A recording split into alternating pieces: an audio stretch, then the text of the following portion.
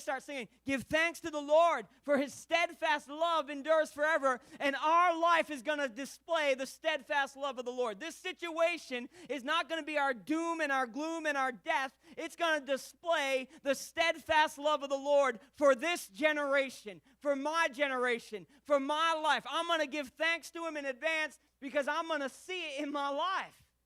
And that's what they're praising for. They're excited on their way. You'd think that they'd be crying.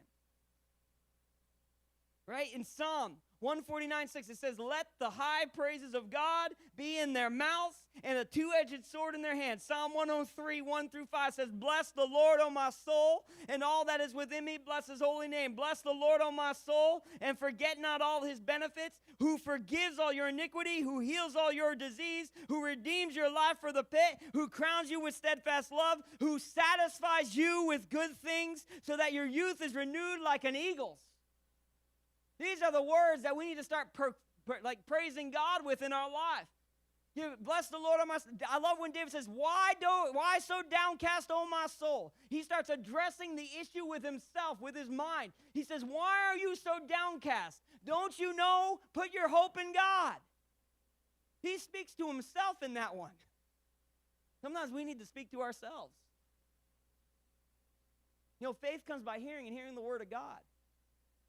Right? If you're not in the Word of God, your faith ain't going to grow, first of all. Just so you know, the Word of God is important. The Word of God is a weapon. It's a sword. Right? When the attacks of the enemy come, this is the sword. We praise it on our lips, and this is the sword we have. Because our weapon isn't against flesh and blood. It's against principalities and the forces of darkness that are at work in this evil age. Our sword is this, and the praise is still coming off our mouth. And when the enemy comes in, what do? We start praising God and start lifting up our sword. Give thanks to the Lord, for he is good. His steadfast love endures forever. Oh, bless the Lord, O my soul, and forget not all his benefits. Even though I was in a pit, he lifted me up. And if he can do it once, he can do it twice. And if he can do it twice, he can do it 100,000 times. It doesn't matter.